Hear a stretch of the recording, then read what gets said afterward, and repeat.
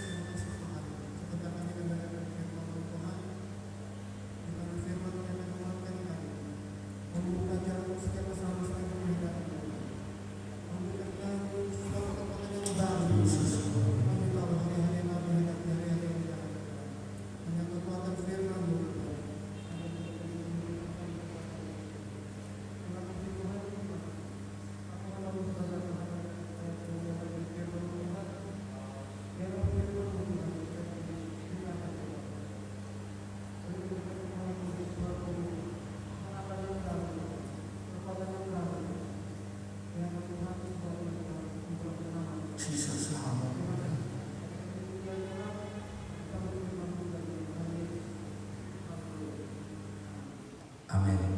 Kita beri kemuliaan kepada Allah. Haleluya. Silakan duduk Bapak Ibu sekalian. Ini ada banyak yang tidak hadir. Masih takut corona juga ya. Baik, puji Tuhan. Kita semua diberkati Tuhan. Amin.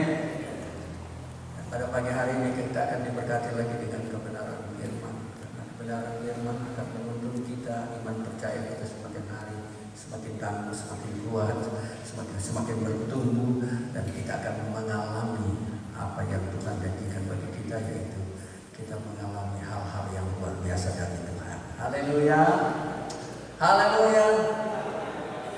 Baik, puji Tuhan, pada pagi hari ini bukan secara kebetulan Tuhan mengirim hamba-Nya dari kota Rembang. Dia juga adalah anak mantu dari Pendeta almarhum Bapak Pendeta Freddy Masih Sungai Liat. Puji Tuhan, dia ada di tengah-tengah kita, karena sekaligus mereka bersama-sama seluruh keluarga dapat berkumpul bersama pada saat mereka ditinggalkan oleh ayah mertuanya. semuanya Tuhan sudah berkati, serta semua baik prosesi penguburan juga sudah selesai. Puji Tuhan. Waktu dan tempat kami persilakan.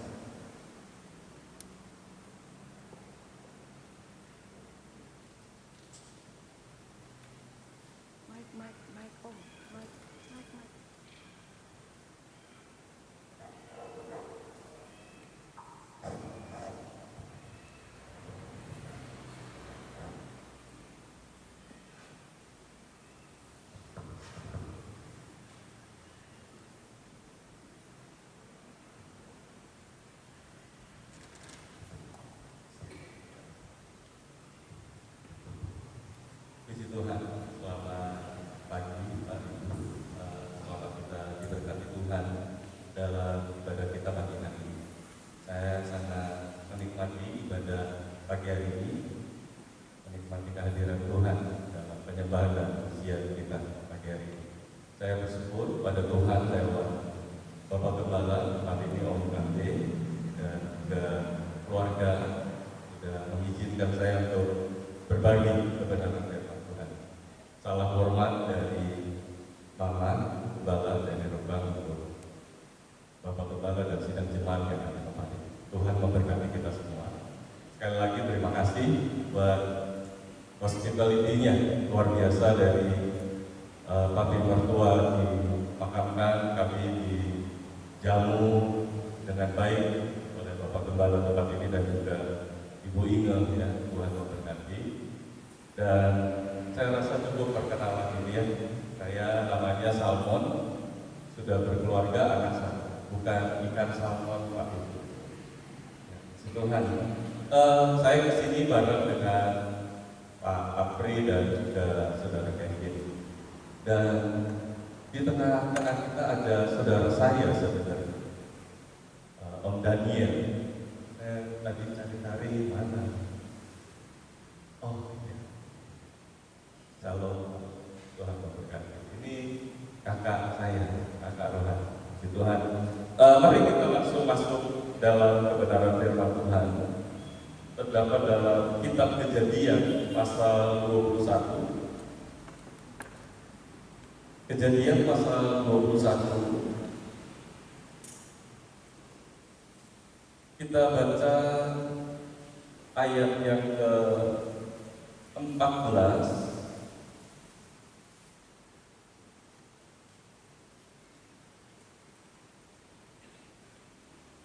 sampai ayat yang ke-21. Ya, saya baca di dalam nama Tuhan Yesus Kristus.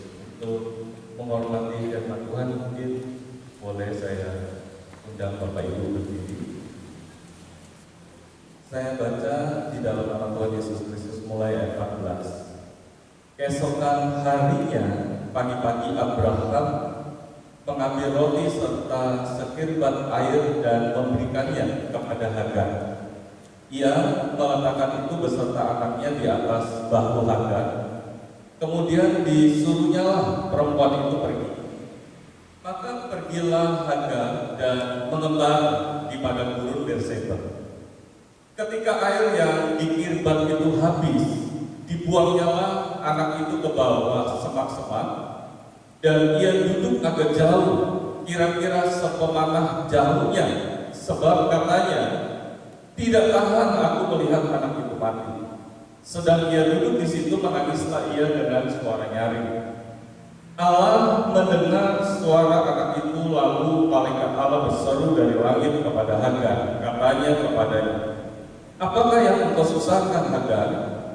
Janganlah takut, sebab Allah telah mendengar suara anak itu dari tempat ia berbaring.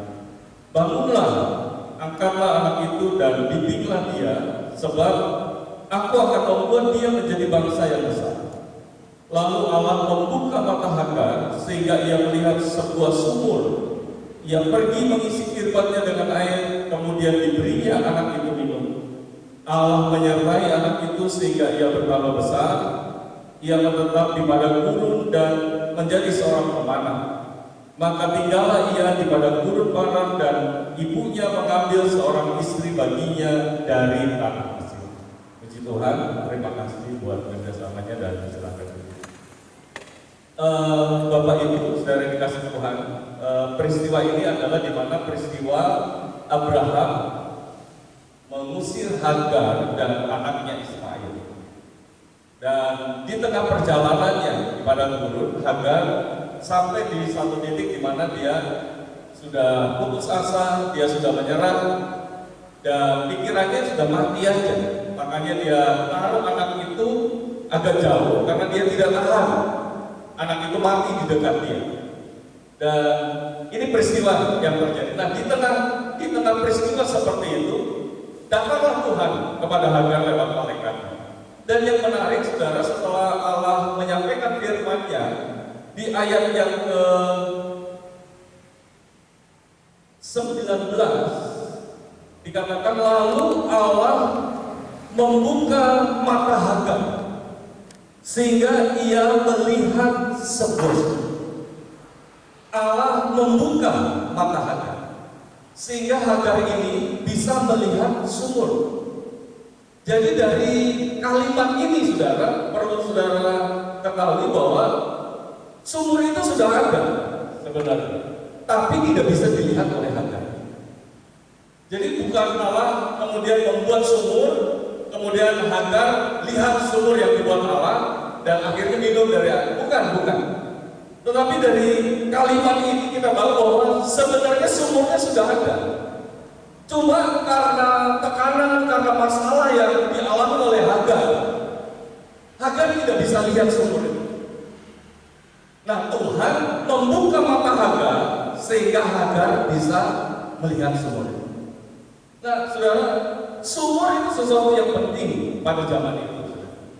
Sesuatu yang sangat penting, menjadi semacam simbol peradaban di komunitas tertentu kalau ada sumur. Sumur menjadi sangat penting karena menjadi sumber kehidupan untuk mereka sendiri, orang-orang yang tinggal di daerah yang ada sumur, juga untuk ternak mereka. Nah, itulah yang diperebutkan oleh gembala-gembala Ishak dengan gembala-gembala di Gerar. Kejadian pasal 26. Itu juga yang diperebutkan oleh gembala-gembala Ishak dengan gembala-gembala yang ada di Sinta. Rebutan sumur, karena sumur menjadi sesuatu yang sangat penting. Nah, beberapa kali kata sumur itu digunakan juga kata mata air. Ya, coba saudara lihat, saudara batasin dulu Kejadian 21 ini. Saudara mundur di Kejadian pasal 16. Di Kejadian pasal 16 ayat yang ke-7 dikatakan, lalu malaikat Tuhan menjumpainya dekat satu mata air di padang gurun, yakni dekat mata air di jalan Asyur. Digunakan kata mata air. Coba bandingkan di ayat 14. Sebab itu sumur Kandi yang disebut mata air, sumur Kandi disebutkan orang sumur Lahairoi, letaknya antara Kades dan Beren. Jadi disebut sumur juga disebut mata air. Coba lihat lagi satu contoh, misalnya di Kejadian pasal 24. Kejadian pasal 24 ayat yang ke-11. Di sana disuruhnyalah unta itu berhenti di luar kota dekat satu sumur. Digunakan kata sumur. Pada waktu petang hari, waktu perempuan-perempuan keluar untuk menimba air. Lalu berkatalah ia, loncat langsung ayat 13. Di sini aku berdiri di dekat mata air. Yang dikatakan di ayat 11 itu sumur. Aku berdiri di sini dekat mata air, dan anak-anak perempuan penduduk kota ini datang keluar untuk menimba. Jadi beberapa kali sebenarnya kata sumur itu juga mengandung pengertian mata air. Nah, sumur itu menjadi sumber kehidupan, menjadi mata air. Nah, Hagar tidak bisa melihat sumur, padahal itu sesuatu yang sangat penting. Itu merupakan sumber kehidupan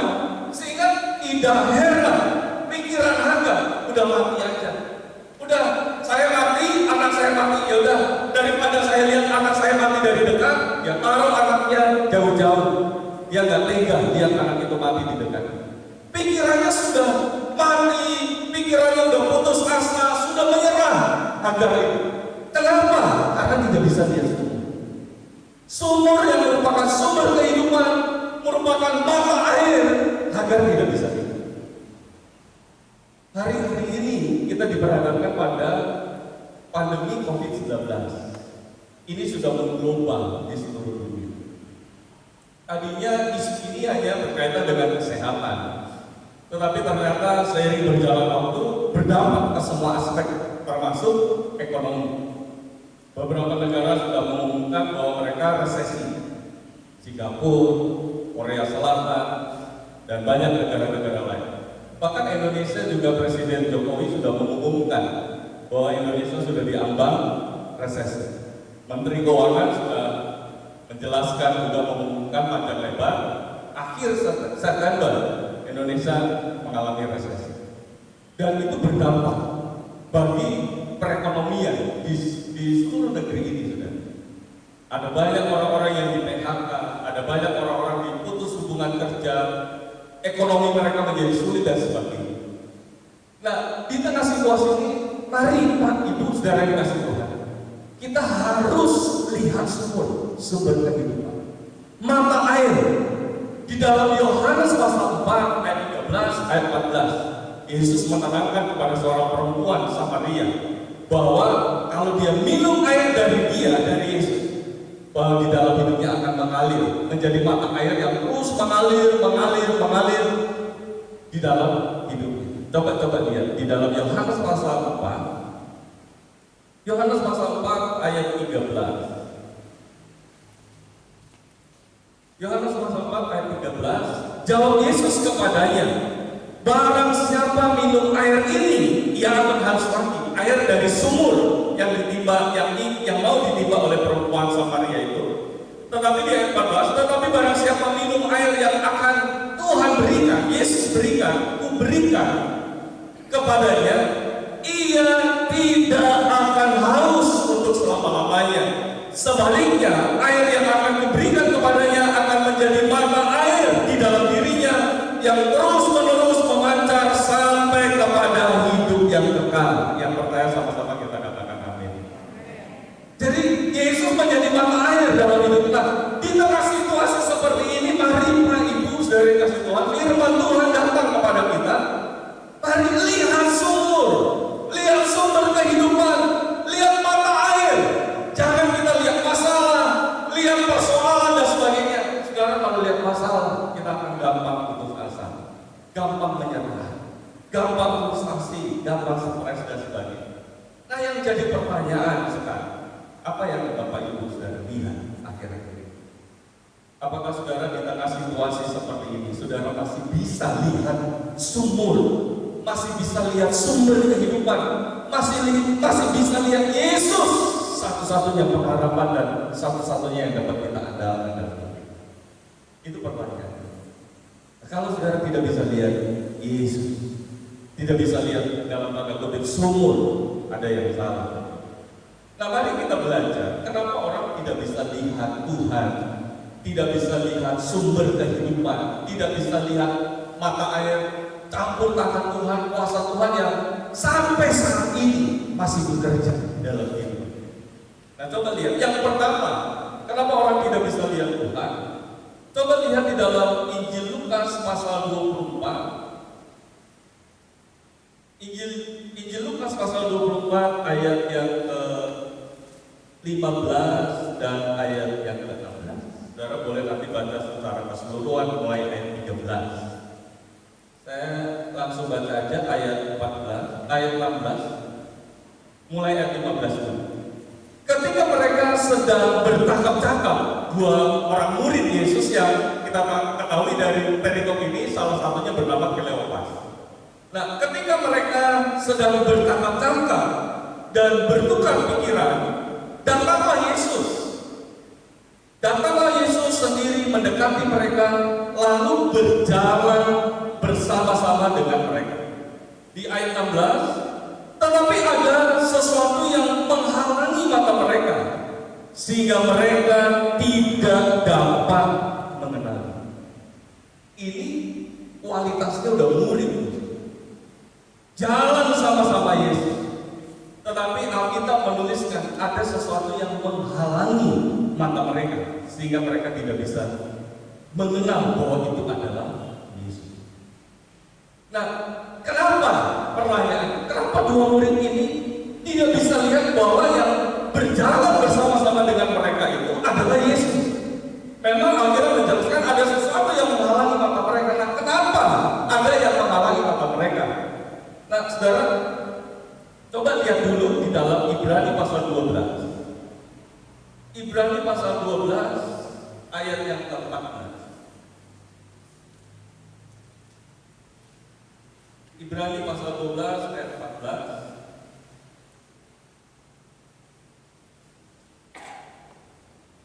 Berusahalah hidup damai dengan semua orang dan kejarlah kekudusan. Sebab tanpa kekudusan tidak seorang pun akan melihat Tuhan. Kata kekudusan itu digunakan kata hagiasmos dalam bahasa asli. Yang kekudusan lawannya apa? Dosa. Jadi orang tidak bisa lihat Tuhan tanpa kekudusan. Orang nggak bisa lihat Tuhan kalau masih hidup dalam dosa.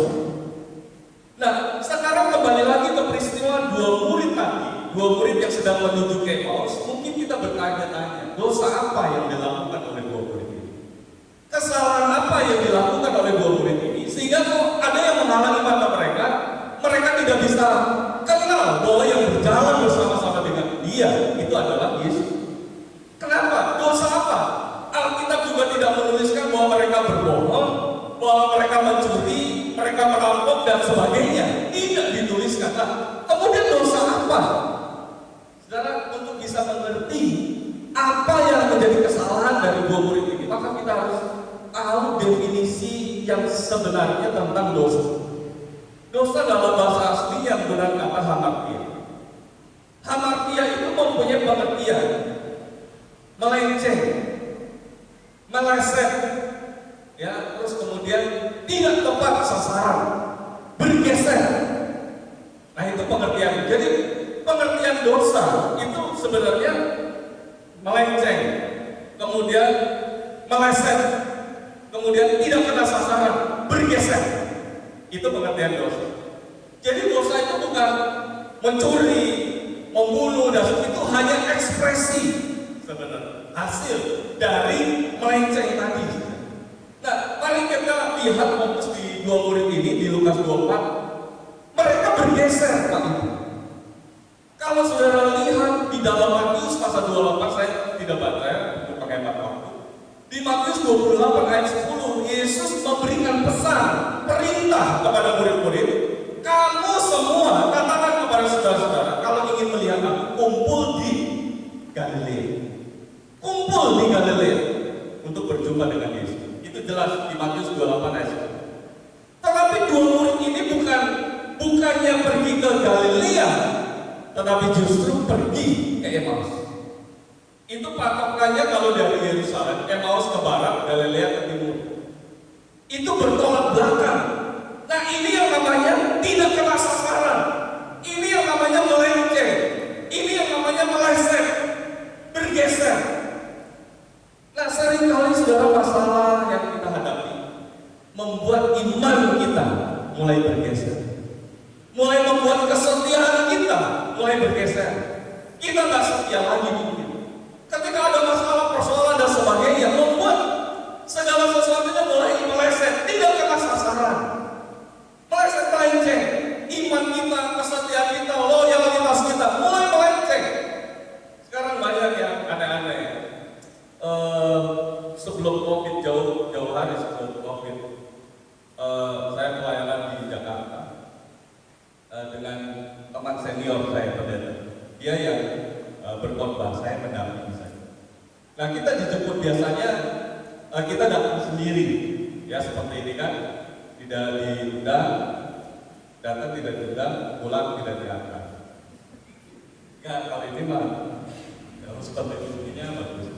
Jadi saudara, saya dengan teman senior pendeta itu akan melayani di satu tempat pelayanan yang susah dijangkau ya, karena masuk gang dan sebagainya. Nah, kita dijemput oleh pendetanya langsung.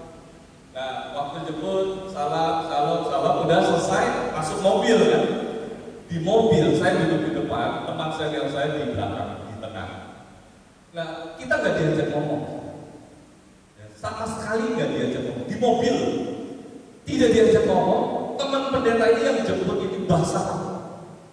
Orang apa sih kalau wah, saya sampai minder seorang abang ini. Rohaninya luar biasa. Edan kalau bahasa Jawa saya edan tenang. Rohaninya tingkat tinggi, ya. Bahasa terus kita nggak diajak ngomong. Saya mau ngomong sama teman pendeta yang di tengah, takut ganggu kan. Dia lagi menyembah gitu, orang apa sih wah. Saya mau ngomong gak enak. Nah, kalau saya mau ngomong dia harus pakai bahasa roh juga. Nanti kan jadi aneh, ya. Orang apa sih? Orang itu jadi aneh. Ya udahlah, saya diam aja, diam dalam hadirat Tuhan. Saya nikmati perjalanan depan. Dan teman saya, pendeta yang senior itu, dia buka Alkitab, gak tahu sengaja apa enggak, dia baca kitab Tawarik yang banyak keturunan silsilah. A meranakan B, B meranakan C, C meranakan D, A meranakan B, B meranakan gitu ya, banyak silsilah kan. Ini meranakan ini. Nah, dia baca, teman saya ini, beliau baca. Ini bahasa roh, meranakan orang apa sama meranakan B meranakan orang apa, saya dengar aja udah pengen ketawa saudara. Capek ini bacain ayat orang beranak, ini dengan bahasa roh. Dan kita mau ketawa, tapi dia nggak ketawa. Hebatnya. Ini wah, tenang, rohani tenang. Sampai satu saat kan Jakarta itu ramai, bukannya jalan kayak di Bangka tadi jalan, wah legam sekali ya. Banyak kendaraan. Itu Jakarta kan ramai banyak kendaraan. Itu mau kalau di depan gitu, itu ada kendaraan mau direm. Ini enggak direm. Bahasa rohnya makin kenceng. Orang apa pasti dikirain dengan bahasa roh itu kendaraan minggir sendiri. Jadi aduh, ini udah mulai. Saya bukannya anti bahasa roh, Pak. Saya orang tua saya guru bahasa roh. Orang tua saya berbeda. Mertua papi mereka juga guru bahasa roh. Jadi saya nggak anti, saya anak pendeta Pantai, saya nggak anti lah bahasa. Tapi yang ini mah udah kelewatan ya saudara, udah kelewatan sekali. Nah, di tengah ramai itu ada motor yang motong. Dia kaget, dia buka kaca jendelanya, kemudian dia bilang semprot. Dari bahasa roh ke semprot itu beda-beda. Ya orang apa sih dia bilang semprot, jangan-jangan semprot itu masuk dalam bahasa roh. Semprot tadi. Nah ini udah melenceng. Udah bergeser. Ya, jadi saudara kasih saya salut dengan hamba-hamba Tuhan Pantai Kosta dulu, termasuk Bapak Gembala, Om Kamil, Papi Mentua. Saudara pelayanan kemarin bersaksi, perintisan itu yang dilayani orang gila. Tapi imannya tidak bergeser sampai sekarang. Tetap melayani Tuhan. Imannya tidak bergeser, kesetiaannya, loyalitasnya nggak bergeser, tetap layani dengan semangat, dengan sepenuh hati. Nah, itu sudah. Makanya nggak heran pendeta-pendeta Pantai Kosta dulu, meskipun ya banyak kekurangan mungkin dan sebagainya, tapi dia ada banyak masalah dalam pelayanan, tapi nggak mundur dalam pelayanan. Tapi semakin giat melayani Tuhan, semakin giat untuk menjangkau jiwa-jiwa. Kenapa? Karena dia tahu ketika dia tidak bergeser iman percaya, dia bisa lihat Tuhan itu masih menyertai dalam hidupnya. Amin. Karena itu mari saudara yang dikasih Tuhan Pak Ibu, di tengah situasi yang seperti ini, jangan iman kita bergeser, jangan kesetiaan kita bergeser, jangan semangat kita mulai bergeser, tidak semangat lagi, mulai lesu dan sebagainya. Tapi mari di tengah situasi ini kita makin beriman kepada Tuhan, makin sungguh-sungguh kepada Tuhan, makin semangat melayani Tuhan. Percayalah, ketika kita makin semangat, iman kita tidak bergeser. Saudara, di tengah masalah ini, saudara masih bisa lihat sumur, masih lihat sumber kehidupan, mata air yang terus memancar dan memberikan pertolongan dalam hidup kita. Amin. Yang kedua, saudara, kenapa kita tidak bisa lihat Tuhan? Nah, coba lihat di dalam Injil Matius. Matius pasal 5 ayat yang ke-8. Injil Matius pasal 5 ayat 8. Berbahagialah orang yang suci hatinya, karena mereka akan melihat Allah. Kata suci hatinya itu menggunakan kata roh. Bahasa aslinya ya, bahasa Yunaninya mempunyai beberapa pengertian, yaitu fokus, hati yang tidak bercabang. Ya, hati yang tidak bercabang, hati yang tidak mendua, fokus. Artinya kalau kita tidak bisa lihat Tuhan, kemungkinan besar kita gagal fokus. Kita tidak fokus lagi. Paulus dalam pengiringannya kepada Tuhan, dia katakan kepada jemaat di Filipi pasal 3 ayat 13-14, aku melupakan apa yang ada di belakang dan mengarahkan diri kepada apa yang ada di belakang. Itu fokus. Ya. Paulus fokus, dia lupakan apa yang ada di belakang dan mengarahkan diri apa yang ada di hadapan.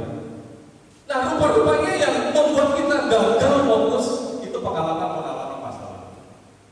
Pengalaman apa? Keberhasilan bisa membuat kita gagal fokus kepada Tuhan. Ingat ketika dua suku dari 12 suku bangsa Israel dan ditambah setengah suku, ya suku Ruben satu, kemudian suku Gad satu, dan setengah suku Manasye. Mereka di seberang Sungai Yordan belum masuk ke tanah perjanjian. Mereka udah bilang kepada saudara-saudara mereka, suku-suku yang udah, kalian masuk aja ke tanah perjanjian. Kami mau di sini saja. Tanah ini udah cocok buat ternak kami. Tuh, mulai tidak fokus. Fokusnya, arahnya dari Tuhan. Ketika keluar dari Mesir, Tuhan bukan sediakan tempat untuk ternak mereka. Tuhan sediakan tanah perjanjian yang subur, yang luar biasa untuk mereka, bukan ternak mereka. Mereka mulai tidak fokus. Mereka mulai fokus dengan berkat-berkat Tuhan. Wah, ini udah bagus buat ternak kita. Udah, kalian aja yang nyebrang Sungai Yordan masuk ke tanah perjanjian. Kami tetap di sini saja. Sudah tidak fokus. Kadang-kala berkat-berkat Tuhan membuat kita tidak fokus kepada Tuhan. Kita fokus kepada berkat-berkat Tuhan. Itu keberhasilan. Yang membuat orang tidak bisa fokus adalah pengalaman kegagalan di masa lalu. Kegagalan di masa lalu. Saudara perhatikan di Kejadian tadi pasal 21. Hagar dan Ismail yang masih kecil, kenapa tidak bisa lihat ada sumber kehidupan? Karena Hagar terlalu fokus, gagal fokus. Dia terlalu fokus kepada masalahnya, terlalu fokus kepada penderitaannya, terlalu fokus kepada kesusahannya, dan tidak fokus kepada Tuhan yang lebih besar dari masalah yang dihadapi oleh Hagar. Nah, akhir-akhir ini banyak di tengah situasi ini kita gagal fokus. Kita lebih, saudara, tiap hari WA isinya tentang COVID-19, isinya tentang ini COVID-19, korbannya berapa, yang positif berapa, yang sudah sembuh berapa, hari ini update, terus kita lihat itu, fokusnya kepada itu, sehingga banyak orang mengalami ketakutan, banyak orang mengalami mungkin putus asa, ini gimana ke depan, ada nggak masa depan, ada nggak harapan dan sebagainya. Kenapa? Karena kita gagal fokus.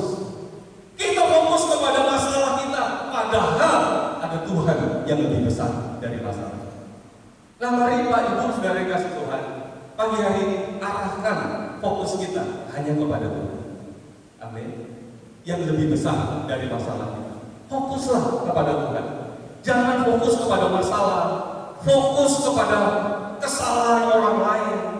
Ya, fokus kepada mungkin hal-hal yang negatif, kesalahan orang lain, kita fokus ingat terus kesalahan istri, kesalahan suami, dan akhirnya rumah tangga itu tidak bisa lihat sumur, tidak bisa lihat mata air, tidak bisa lihat Yesus sebagai sumber kehidupan dalam hidup mereka. Isinya berantem terus rumah tangga itu. Kenapa? Gagal fokus. Nah, karena itu mari pagi hari fokuslah hanya kepada Tuhan yang lebih besar dari segala-galanya. Yang terakhir, saudara lihat di dalam Wahyu pasal 3, kenapa orang tidak bisa lihat Tuhan? Di Wahyu pasal 3 ayat 18.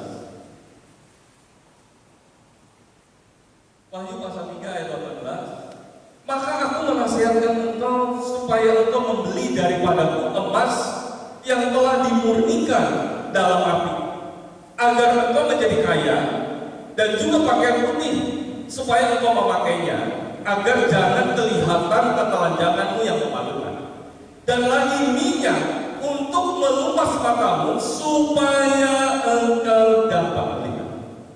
Saya tidak bisa jelaskan satu persatu, tetapi secara garis besarnya gini. Ini kan pesan Tuhan kepada jemaat di Laodikia. Firman Tuhan datang kepada Yohanes tentang jemaat di Laodikia. Ada tujuh jemaat.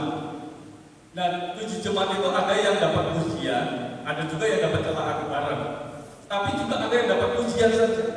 Dan jemaat di Laodikia ini tidak dapat pujian sama sekali. Dapatnya celaan jemaat di Laodikia.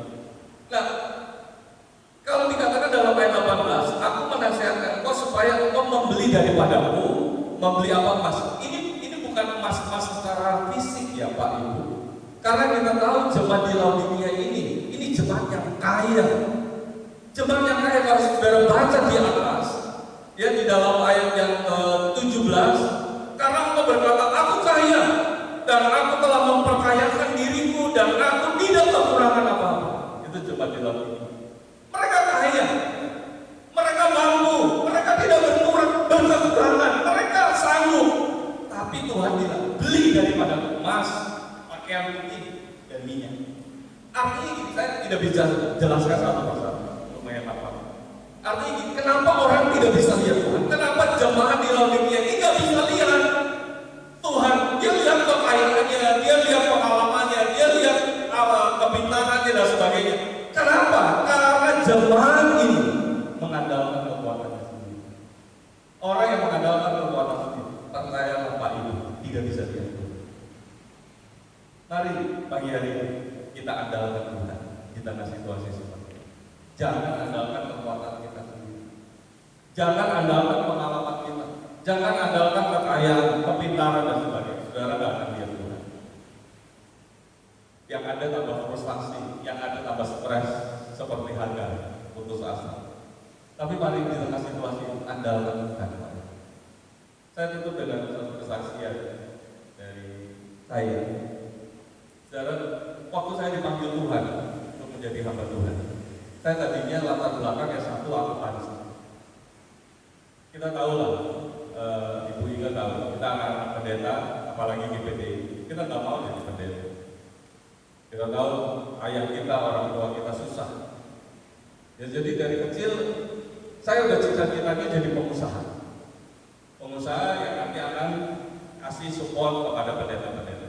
Itu udah kerinduan saya, padahal saya anak pendeta. Tidak ada terbersit keinginan untuk jadi pendeta. Om Daniel tahu. Nah, ini tinggal di tempat kami itu dari 3 SD. Saya belum lahir. Ya, dari 3 SD sampai SMA. Ya. Jadi tahu kehidupan pendeta itu seperti apa. Nah, saya nggak mau jadi pendeta. Sampai kemudian saya sekolah, ambil akuntansi, setelah lulus saya bekerja di Bandung. Nah, kemudian akhirnya Tuhan panggil saya jadi hamba Tuhan. Saya tidak bisa jelaskan macam-macam. Nah, waktu saya jadi hamba Tuhan, jiwa bisnis saya, jiwa ekonomi saya itu masih kuat. Diajar akuntansi, ya caranya dapat untung, profit dan sebagainya. Saya jiwa bisnisnya itu saya masih gitu. Jadi gimana ya supaya pelayanan saya juga bisa bisnis. Itu kan ditentang sama GPD. Wah, itu pikiran saya waktu itu. GPD ini konvensional. Ya, wah, kita kan bisnis segala macam. Ngapain daripada kita minta-minta proposal dan udahlah kita bisnis dan sebagainya. Dan saya pikir bisnis apa? Ya udahlah, karena saya hobi burung, saya mau ternak burung. Ya, jadi saya bilang sama istri, butuh modal. Saya jual motor saya, kemudian masih kurang modal. Saya lihat istri saya ada pakai kelas emas. Ya, saya terus kemudian janjiin. Kalau perempuan dijanjiin itu langsung kalau jual aja Mas, jarang dipakai, saya bilang jual aja. Nanti kalau yang ngasih nanyain gimana? Udah gampang. Nanti ini anti jual. Ini berapa gram sih? Nanti kalau sukses bisnis ini, saya beli 1 kilo, 1 kilo. Gantung kita lihat. Wah, dijanji itu kan senang. Perempuan lah dicopot. Ya kalau dicopot, gelang ya. Kalau copot. Cincin kawin saudara, cincin kawin. Saya bilang ini hanya simbol saja. Ya biasa ketika dulu pada masa jual itu untuk bangun gereja. Ini saya jual untuk bangun bisnis. Ini kan simbol aja. Yang penting itu cincin di hati kita. Oh iya, gitu ya saudara. Ya, jadi kalau salah takut, makanya udah jual emas-emas istri saya. Mulai saya bisnis. Beli burung ini saya udah pelajari semua. Gak mungkin gagal. Udah pemasarannya gimana kalau sukses? Ada yang nampung, jualnya gimana, dan harganya udah itu kan. Oh, kita kan sekolah ekonomi. Gak mungkin terus kemudian kawur-kawur. Pasti tahu kok ini gini. Begitu beli burung, minggu pertama itu saya lihat burung ada 2 yang jatuh, terkapar, nggak bangun lagi. Dan saya bilang, oh ya mungkin itu ya hanya 2 kan. Besoknya jatuh lagi 3, jatuh lagi itu dalam 3-4 hari habis burung. Makanya kalau sekarang teman-teman ya bercanda, Pak Salmon burungnya masih ada. Jadi saudara dikasih Tuhan, habis semua, gagal Bapak. Itu burung, gagal Bapak. Udah jual semua, udah matang lah, dipikirkan, udah disusun secara bagus, udah matang, nggak mungkin gagal. Saya udah janji, nanti saya beli 1 kilo dan sebagainya. Gagal Bapak. Istri saya langsung korban tanpa ayam. Dia kan anak GPDI sini. Wah, makanya jangan pakai ini, pakai dengkul. Udah saya kan diam aja, salah, ya. Udah salah terus pasang korban. Udah dengerin aja korban apa ayat dan apa kolek itu. Jadi wah saya dengerin, pakai lutut, terus baru saya sadar.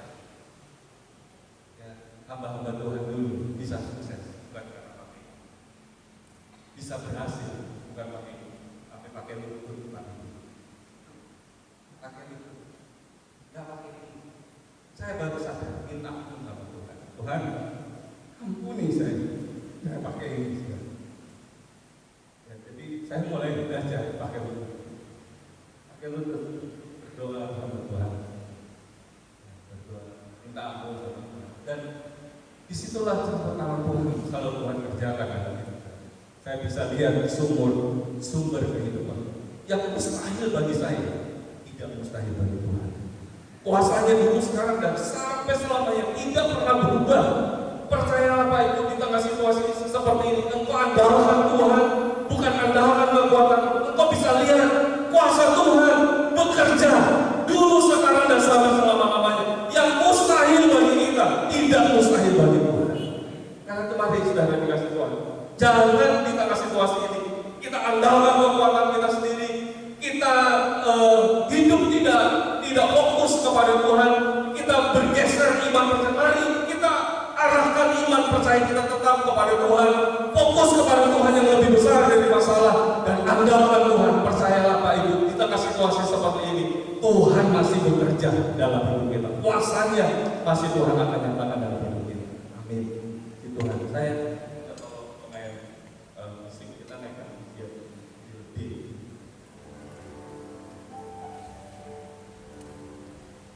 dan dengan kekuatanku ku dapat jalani hidupku tanpa Tuhan yang bisa. Ku tak mampu sendiri.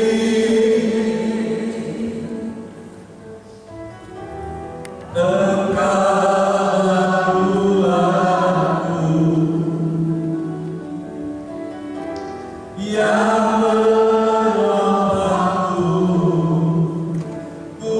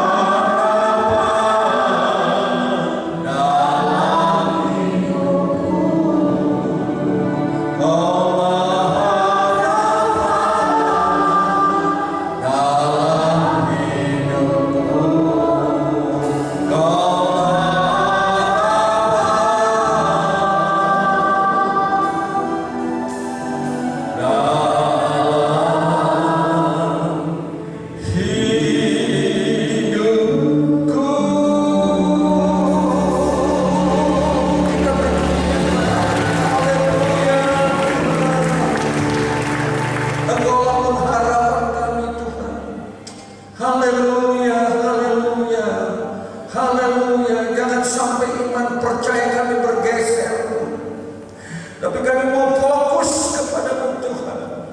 Karena hidup kami ini, kami berjalan dengan iman, penuh dengan pengharapan hanya kepada-Mu, supaya hidup kami menjadi hidup yang berarti, dan kami tidak dapat digoyahkan oleh apapun. Kami akan berjalan terus memandang kepada Yesus sebagai Tuhan dan Juru Selamat kami. Terima kasih Tuhan. Berkati hamba-Mu yang sudah melayani kami, dan kami semua sudah diberkati oleh kebenaran firman. Dalam nama Yesus kami sudah berdoa kepada-Mu. Amin. Kita punya satu pengharapanku, hanya Yesus saja. Kita memberi persembahan kita. Pengharapan hanya Yesus saja.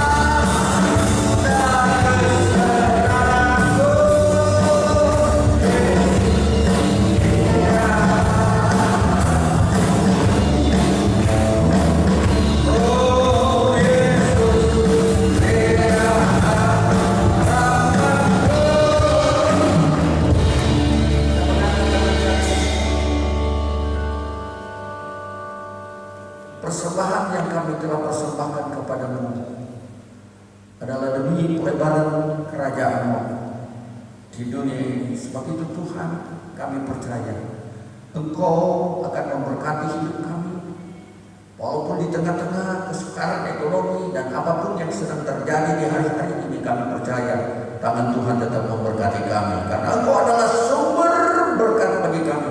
Engkau adalah mata air kehidupan bagi kami yang tidak pernah berhenti mengalir dalam setiap pekerjaan kami. Terima kasih Tuhan. Dalam nama Yesus kami sudah berdoa kepadamu. Amin. Baik, kita akan ikuti acara sepanjang minggu yang akan Kami mengucapkan selamat hari Minggu bagi seluruh jemaat dan selamat datang bagi Anda yang baru pertama kali hadir di GPDI Haleluya Pangkal Pinang. Selamat beribadah. Inilah pengumuman untuk sepanjang minggu ini. Rabu pukul 19 atau jam 7 malam, ibadah khusus para pelayan praise and worship. Mari para pelayan Tuhan yang tergabung dan rindu untuk melayani, kita sama-sama beribadah dan membangun diri lagi dalam pelayanan praise and worship. Jumat pukul 18.30 atau jam setengah 7 malam, doa pelayan dan umum. Bagi pelayan Tuhan dan seluruh jemaat GPDI Haleluya Pangkal Pinang, mari kita bersama-sama berdoa, memuji dan menyembah Tuhan. Sabtu pukul 17.30 atau jam setengah 6 sore, ibadah pemuda dan remaja di gereja. Bagi pemuda dan remaja GPDI Haleluya Pangkal Pinang, kita malam mingguan di gereja yuk. Mari memuji, menyembah, dan memuliakan nama Tuhan. Ibadah Raya Minggu pukul 6.30 waktu Indonesia Barat. Ibadah sekolah minggu akan diadakan secara tatap muka dan virtual. Bagi anak-anak yang datang beribadah bersama orang tua di gereja, boleh langsung mengikuti ibadah sekolah minggu di ruang serbaguna. Bagi anak-anak yang masih beribadah di rumah, pada pukul 8.30 kunjungi YouTube gereja kita ya, GPDI Haleluya Pangkal Pinang. Demikian pengumuman ibadah gereja kita. Sampai berjumpa di jam-jam ibadah sebentar. Tuhan Yesus memberkati.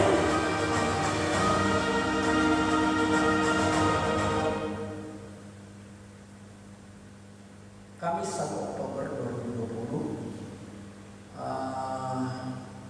ibadah ucapan syukur GPDI di gereja kita jam 16, memperingati 100 tahun, memperingati 100 tahun bukan perjalanan obor Pantekosta dalam memasuki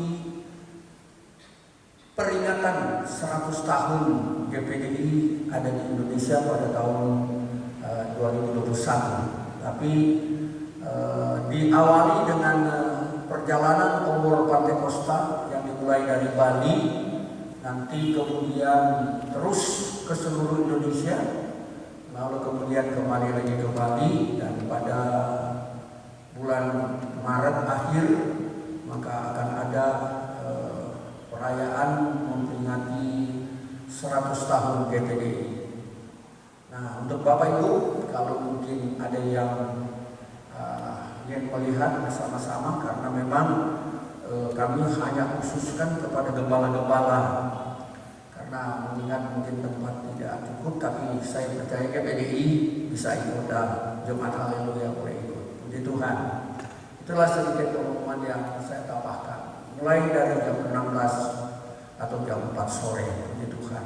Terima kasih Pak Pendeta Samu yang sudah melayani kita, dan juga pengabdinya orang luar biasa. Puji Tuhan. Mari kita bangkit berdiri bersama-sama. Kita akan akhiri seluruh rangkaian ibadah kita.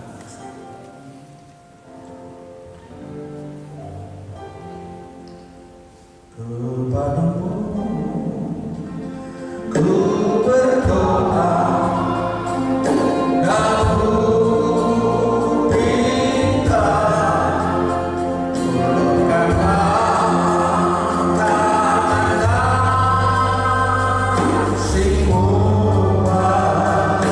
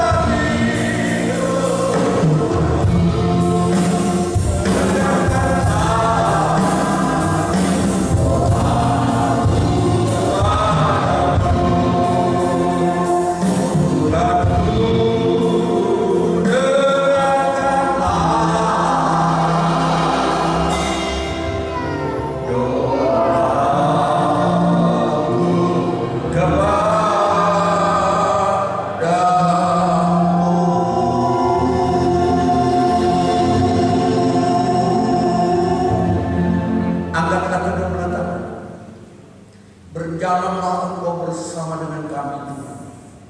Pada saat kami melangkah pulang, penyertaan, tuntunan, dan tangan kanan yang kuat akan membuat kami berjalan dengan damai sejahtera.